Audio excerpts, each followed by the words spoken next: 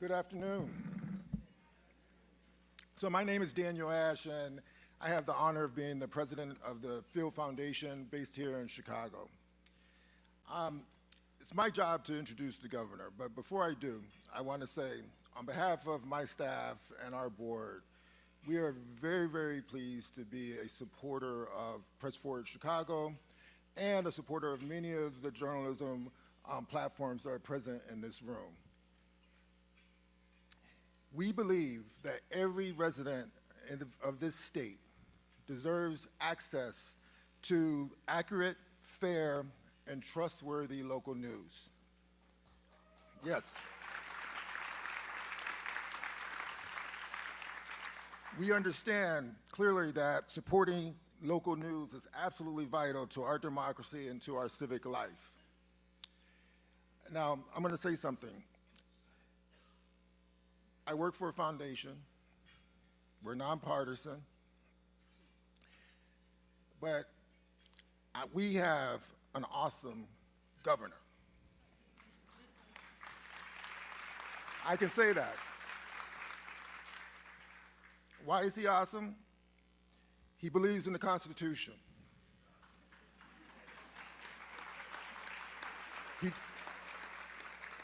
He champions the First Amendment. And he understands that every Illinoisan benefits from freedom of the press. And he understands that our democracy needs every single one of you journalists present in this room. With that, it is my pleasure to welcome to the stage our governor, J.B. Pritzker.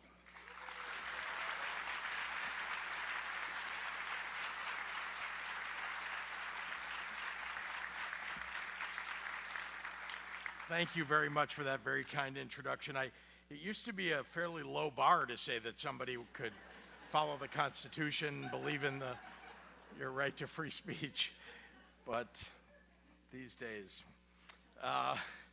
Well, good afternoon, everyone, and I really am honored to be here among local journalists, the indispensable public servants who stand at the forefront for our communities, for our democracy. We all ought to be defending the work that you do. I want to thank everyone here for committing themselves, each and every one of you, to preserving, well, these vital institutions that you represent. To the lead organizers, of course, of this summit, Tracy Boehm, who I've known for a number of years from Press Forward Chicago, thank you for your persistence in fighting for First Amendment rights. Thank you to Stacy Reed of Press Forward Springfield, and of course the heads of community foundations that are here, the Community Foundation for the Land of Lincoln, and that's John Strumsturfer, by the way, who I've worked with on a number of other projects, but did not know that you're also engaged in preserving our First Amendment rights. So thank you for everything that you do. We also work together on the state fair. Lots of Chicagoans have not been to the state fair in Springfield. You should go. It's a whole lot of fun. It is. And I want to recognize Andrea Sines, of course, of the Chicago Community Trust, and Press Forward National Leader Dale Anglin. So thank you all for all the work that you do. I also want to recognize the members of our Illinois Local Journalism Task Force, especially our chair, Senator Steve Stottleman, as well as Professor Tim Franklin. Yeah, we should give Senator Stottleman his due. And to all the foundation leaders, the elected officials, the local media, and all of our speakers and guests that are here today.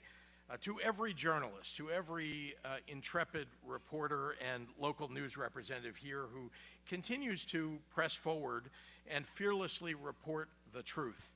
On behalf of the entire state of Illinois, on behalf of the people of Illinois, thank you. Thank you for your really invaluable work. I don't think that people recognized how important that work was until, well, so many threats now exist to your right to get the truth. Local news has never been more vital, but it's also never been under greater threat. whether it comes from the major corporate conglomerates that are buying all the local newsrooms only to hollow them out and then leave town, or from the abhorrent trend of physical violence against journalists across the United States and across the world. Or from the Trump administration defunding NPR and PBS stations, suing outlets for coverage that the president dislikes, or actually arresting journalists, making up charges and going after journalists. The steady and deliberate erosion of local news and trust in media is also putting us on a very dangerous path in this country. It's page 1 of the authoritarian playbook to remove all accountability and oversight, and to provide more fertile ground for disinformation and propaganda. From Chicago to Cairo, I see the hard-hitting, on-the-ground public service of journalism every single day. Sometimes it's hard-hitting against me. Sometimes it's hard-hitting against Republicans. Seth Lewis is here. Thank you for your service in our state Senate. I have to say, it doesn't matter. Your job is to call us out, to get us to answer questions. Our reporters put themselves in harm's way to keep people informed and to help us stay safe during emergencies and natural disasters. I've seen the work that you do, the important, hard-hitting work that you do during school board meetings and zoning debates and local elections as journalists forge ties that build strong civic communities. When Trump brought the chaos and insanity of Operation Midway Blitz to Chicago, it was our local press corps that brought truth to light. So proud of the work that you did here.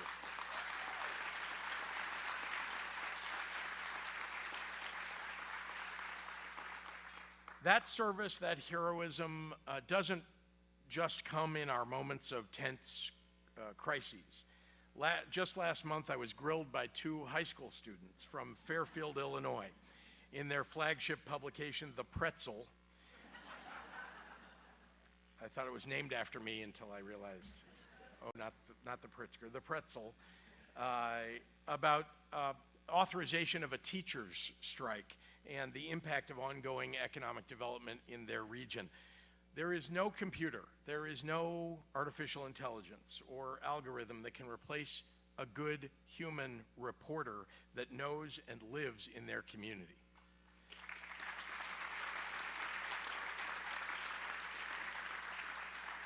So through the divides of political partisanship, rampant disinformation, big tech algorithms, they're widening every single day. Americans are more desperate than ever for trusted information about what's going on in their communities and, of course, across their country. There is no better place to get that than local newsrooms, reporters who aren't just members of the media, but rather they're members of the community. So they know their neighbors, their friends, they know people across their cities and towns that help them bring context to the work that they deliver. And since I took office, I've made significant strides, our state has, to revitalize our local news ecosystem. It's never enough, it's not enough. But we launched the Illinois Local Journalism Task Force, which guided many of the policies that we've now signed into law. Illinois was the first state in the nation to implement a tax incentive program to help local news organizations. That program, you may know, is called the Journalism Sustainability Tax Incentive Program. And in 2025, over $4 million in state tax credits supported 58 Illinois local news entities, benefiting more than 600 journalists that work there. These are news organizations that are spread all across our state, major legacy outlets, small community newspapers, digital startups, and public broadcasters. Half the funding went to news organizations outside of the Chicago metro area. 2/3 went to newsrooms with 6 or fewer journalists. Often, the best journalists are in these very small organizations and doing jack-of-all-trades work to deliver news, real news, and truth to people. And 1/3 of the money of those tax credits went to nonprofit news organizations. Now, I also signed the Strengthening Community Media Act, which creates transparency requirements for the sales of local media outlets. And most recently, we amended the Citizen Participation Act to explicitly protect news media from frivolous defamation lawsuits and similar litigation, which are often designed to intimidate and to bleed newsrooms dry. Illinois is uniquely suited to be a national leader in protecting and expanding local journalism. Our vibrant civic leadership, strong philanthropic landscape, the top-ranked higher education and journalism outlets, and history of coming together to address the most pressing issues. It doesn't hurt also that several of our best Illinois elected leaders are former reporters. And let's face it, with more local units of government than any other state, this is a problem we should be covering, there's never a shortage of news in the land of Lincoln. We all have a role to play, each and every one of us, to maintain a healthy and prosperous local media ecosystem and, in effect, a healthy, prosperous Illinois. It was the great Chicagoan Ida B. Wells who reminded us the people must know before they can act, and there is no educator to compare with the press. So thank you. Thank you all for committing to that mission. I truly am deeply grateful for your invaluable work. Please, please don't give up. Stick to it. We need you. We need you now more than ever, in fact. So thank you all.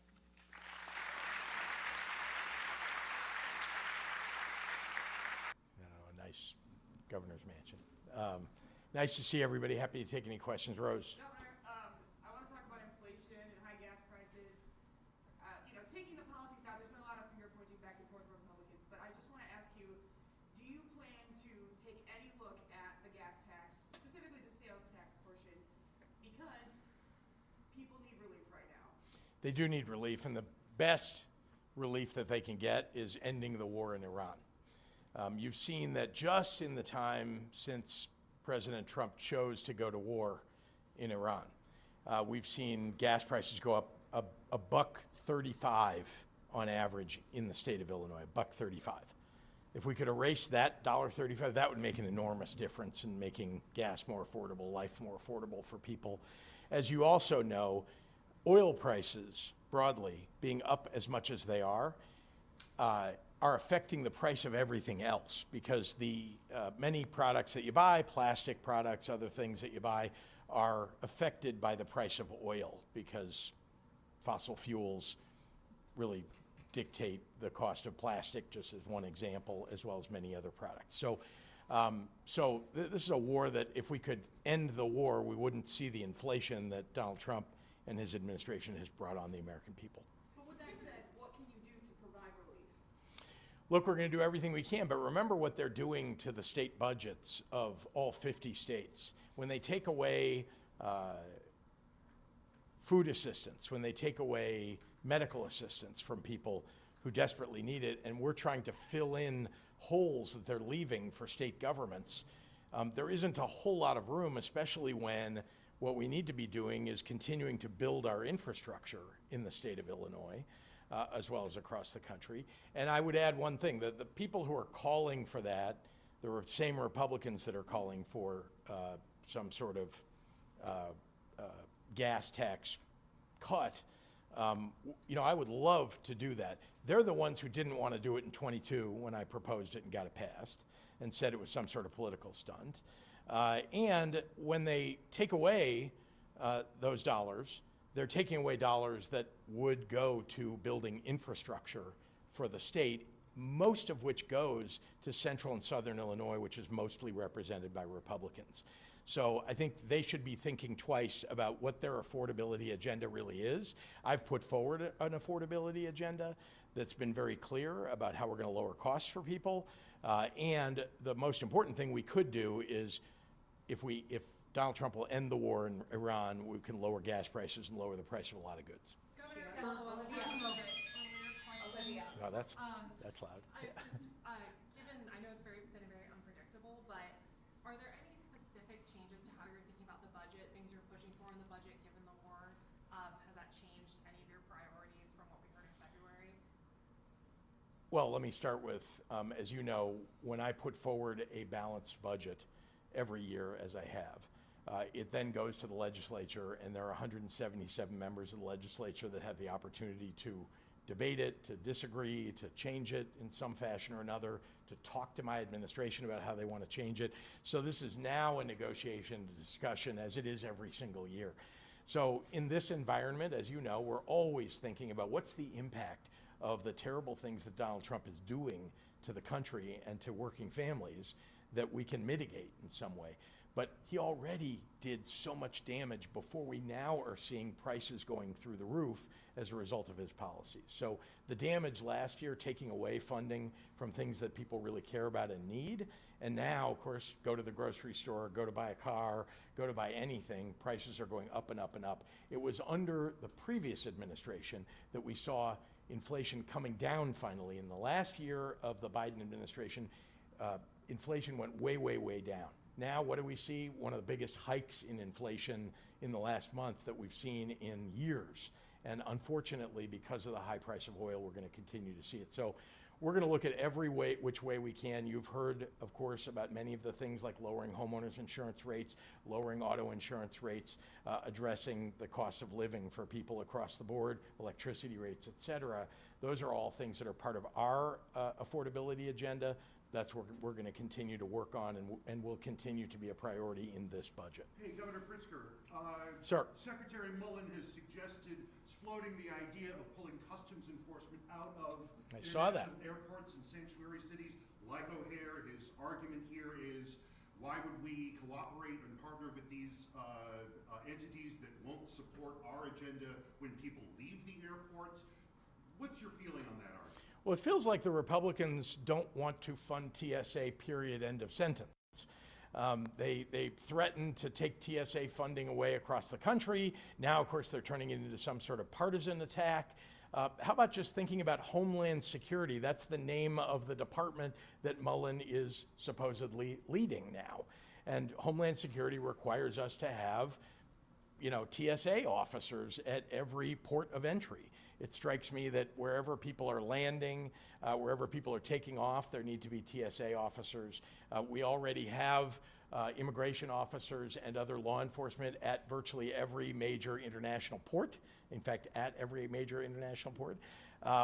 And so we ought to continue to demand that the Republicans fund TSA and fund the things that we need in order to keep the economy running.